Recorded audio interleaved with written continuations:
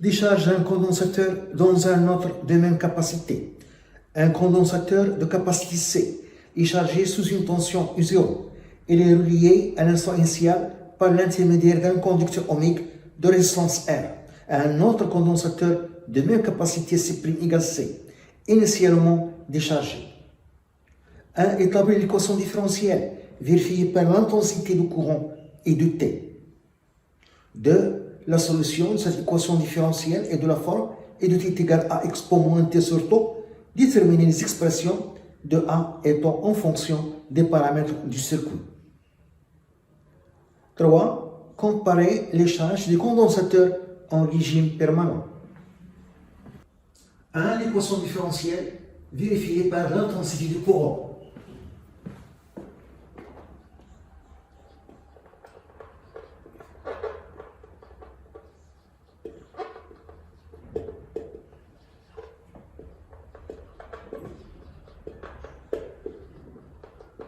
Par éviter.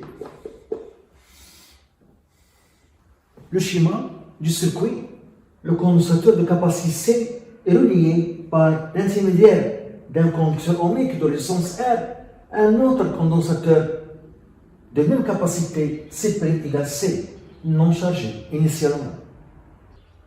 À t égale à 0, on ferme l'interrupteur K. On a représenté la tension ER et la tension E' en convention récepteur. En convention récepteur, la flèche qui représente la tension et la flèche qui représente le sens positif du courant ont des sens contraires. Pour le condensateur de capacité C, on a représenté la tension U en convention générateur. En convention générateur, la flèche qui représente la tension U et la flèche qui représente le sens positif du courant en même sens. Pour trouver l'équation différentielle, on applique la loi d'addition des tensions. Loi d'addition des tensions. On a la tension EAN est égale à la tension EAB plus la tension UBN plus la tension UNN. La tension UAN, sa tension U. La tension UAB, sa tension UR. La tension UBN, sa tension U'. Et la tension UMN, sa tension en borne de l'interrupteur K pratiquement 0. On a U est égal à UR en convention récepteur, c'est R fois I, plus U'. Je dérive les deux membres par rapport au temps, donc du sur dt est égal à R, facteur constant, di sur dt plus du' sur dt. T est égal à moins C du sur dt, moins, car on a la convention générateur. Convention générateur.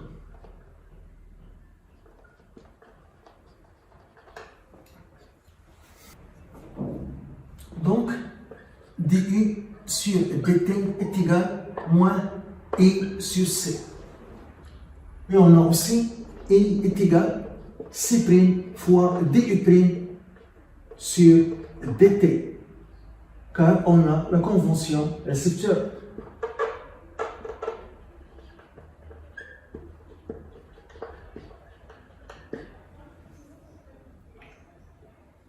Donc, du' sur dt est égal à I sur C'. Et on a, d'après les données, C est égal à C'. Les deux condensateurs ont la même capacité, d'après les données. Donc, du' sur dt est égal à I sur C.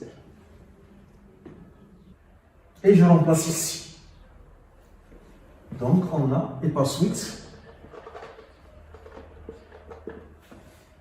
on a moins I sur C égale R dI sur dt plus I sur C.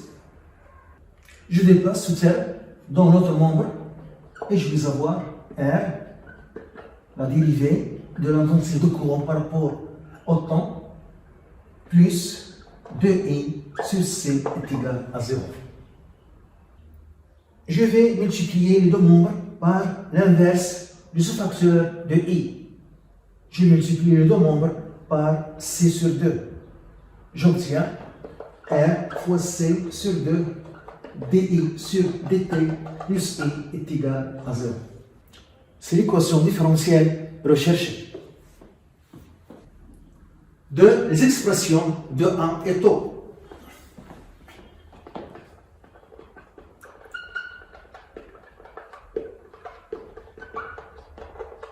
On a donné la forme de la solution de cette équation différentielle et du t est égal à expo moins t sur taux. Pour trouver l'expression de taux, je dérive et je remplace dans l'équation différentielle. dI sur dt est égal moins a sur taux expo moins t sur taux. Et je remplace dans l'équation différentielle. Et par suite, R fois C sur 2. La dérivée, c'est moins A sur taux expo moins T sur taux. Plus I de T. A expo moins T sur taux est égal à 0.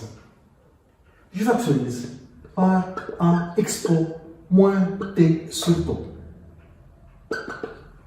Donc je vais avoir ici moins R fois C sur 2 taux plus 1. 1 est une constante différente de 0. L'expo est différent de 0. Donc, ce qui est entre parenthèses qui est égal à 0. Donc, moins 1 fois C sur 2 taux plus 1 est égal à 0. Moins 1 fois C sur 2 taux est égal à moins 1. Donc, 1 fois C sur 2 taux est égal à 1. Donc, on trouve taux est égal à 1 fois C sur 2. Pour trouver 1, on utilise les conditions initiales. A t égale 0. A t égale à 0, on a les conditions initiales suivantes. On a donné U à t égale à 0 est égal à U0 car le condensateur de capacité C est chargé et l'autre est non chargé. U' à t égale à 0 est égal à 0. Donc on a I de t est égal à expo moins t sur taux. À t égale à 0, I à t égale à 0 est égal à expo 0 qui est égal à. Et on a la loi d'addition des tensions.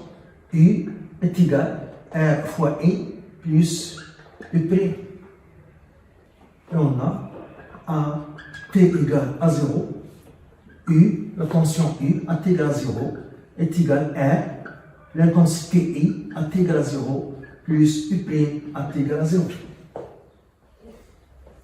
U à t égale à 0, c'est U0.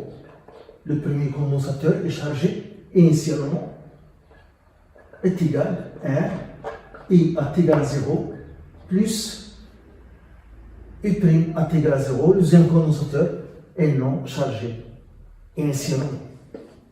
Donc I à t égale à 0 est égal à U0 sur R. Donc, et on a ici I à t égale à 0 est égal à A. Donc la constante A est égale à U0 sur R. 3. Les charges des condensateurs en régime permanent. Les charges des condensateurs en régime permanent.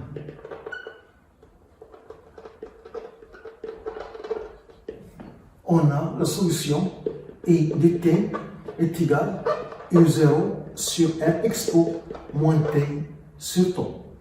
En régime permanent, T tend vers plus l'infini et on trouve I tend vers 0. Et par suite, I tend vers 0. Et on a la loi d'addition des tensions I est égal à R fois I plus I'. En régime permanent, I est égal à 0. Donc U est égal à I'. En régime permanent, I est égal à 0 et U est égal à U'. J'ai multiplié dans mon repère la capacité du condensateur, donc C fois U est égal à C fois U'. Donc ça, c'est Q est égal à Q' en régime permanent. En régime permanent. En régime permanent, la même tension existe au bord des deux condensateurs, mais puisqu'ils ont la même capacité, elles ont la même charge.